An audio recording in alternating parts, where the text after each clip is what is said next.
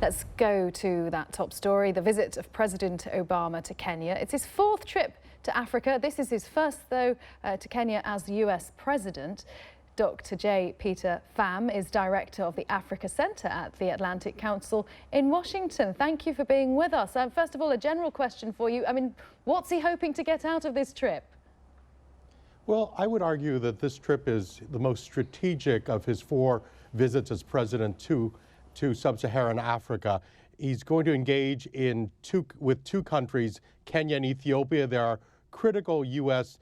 allies on the political security front, but increasingly also on the economic front.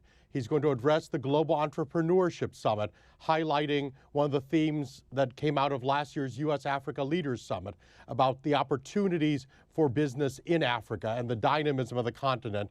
And he's going to engage the African Union for the first time, an American president addressing that body in Addis Ababa. So it's really a packed visit full of rather important issues on the strategic front, on the political front, on the economic front, and also on the good governance front as well. And just on that economic front, won't the US find itself rather pipped at the post by countries like China?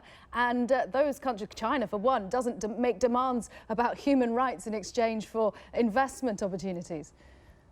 Well, let's disaggregate some things. China, since 2009, has exceeded the United States, surpassed it in volume of bilateral trade between China and Africa as a whole. But we look at investment in Africa, actual foreign direct investment. The United States remains, by and large, the largest source of foreign direct investment capital in Africa, followed by France, followed by the United Kingdom, with China a distant fourth.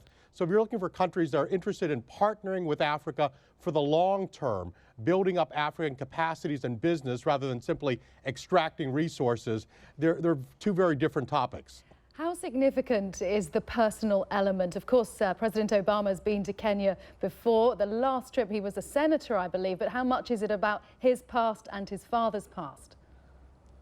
Well, certainly there's going to be a very strong tug, not only on the president personally, but on the Kenyan people. There's no denying history and the bonds that unite them.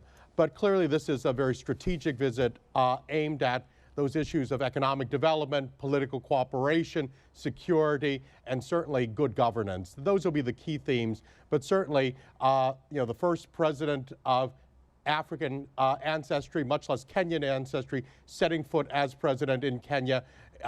When he came last to Kenya, he was a new U.S. senator, very much a big success, but certainly no one envisioned him as president just within the short span of years, much less when he came to Kenya the first time as a very young man looking to discover his roots. So I think it is a trip home in many respects for both the president and for the Kenyan people. Yeah, I know there's been some disappointment that he's not paying a visit to his father's ancestral village, but you mentioned all those different areas that President Obama has ambitions for to achieve with this trip. How much do you think that personal connection, that ancestral connection helps move those areas along?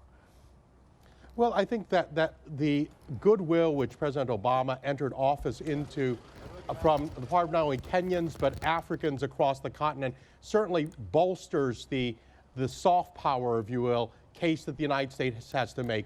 But ultimately, African countries, like countries everywhere in the world, are going to make decisions based on what's good for them, or ought to make decisions on those bases. And so I think this may open the door, but ultimately the United States has to meet the expectations on all those fronts: political, economic, security, and as well as on the governance agenda. Dr. J. Peter Pham, director of the Africa Center at the Atlantic Council there in Washington. Thanks very much indeed.